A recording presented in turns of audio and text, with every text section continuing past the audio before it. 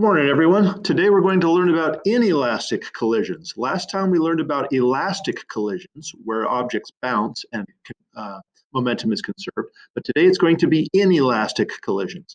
Now, before we get to that, we're going to do a very, very quick review here. This is the bowling ball and pin problem that we did last time. And mostly I want to show you the equation that we used. So this was the momentum of the ball before the collision plus the momentum of the pin before the collision. That's the total momentum before the collision. And conservation momentum says that we have to have the same momentum after the collision.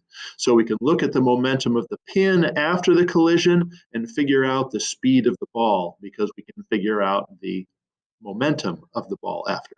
This is how the work looked. You've seen it before if you want to review it really quick. So this is the momentum of the ball before. This is the momentum of the pin before. We add them all together and we get 63 units of momentum before the collision. After the collision, we know that the ball still has a mass of 7 kilograms, but we don't know its speed. That's what we're trying to figure out. And we know that the momentum of the pin is 28.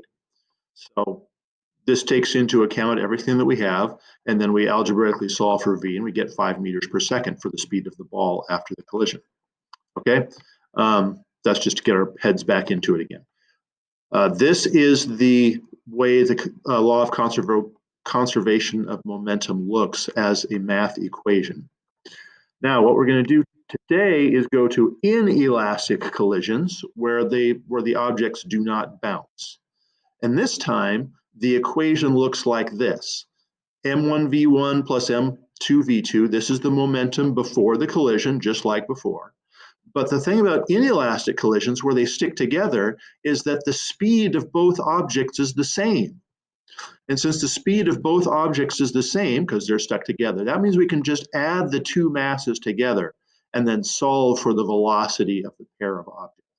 We're going to run through a couple of these right now so you can see how that works. Let's see, let's go to the camera. Here we are. So here's the first one. We have a 1 kilogram block moving at 100 meters per second, and it runs into another 1 kilogram block that is just sitting there. And we want to figure out what the speed is of the two of them when they stick together and continue on down the path. So here's the equation. Again, this is for before the collision, and this is for after the collision. And because the final speed is the same for both things when they're stuck together, that means we can just add together the two masses. Here's how we run through it.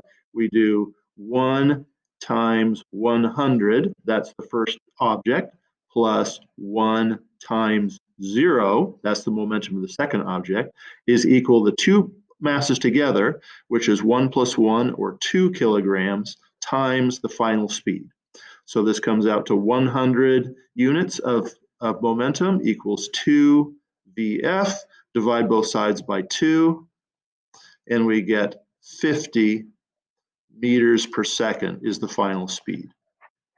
That's all there is to it. Mathematically, this is actually a little bit simpler. You just add the two masses together, divide that into the total momentum before, and you have the final speed. Okay, let's do one more here. Now, I would like you to pause this and work this through yourself as best you can, and then start it up again so that you can see what I'm doing. Same equation. We have 300 kilograms at 100 meters per, or sorry, 3 kilograms at 100 meters per second, and it's colliding with a 2 kilogram block, which is going the opposite direction at 50 meters per second. So this time, both things are moving, they're hitting, and then they're going to stick. We're going to figure out which direction they go and how fast. So we get 3 times 100, that's the first object, plus 2 times negative 50, because we have to pay attention to the directions here. If we call the direction to the right positive, then moving to the left has to be negative. So you do have to keep track of those. Now, if you have already solved it and you realize you missed that, well, pause it again and rework it, and you'll get there. Okay, total masses are 5 kilograms times the final speed. So we get 300 minus 100 equals 200 is equal to 5 VF, and we get 40 meters per second equals the final speed. Because we're going to divide both sides by 5. And 200 divided by 5 is 40. That's it. Okay, let's see what else we got here. I think we can do one more.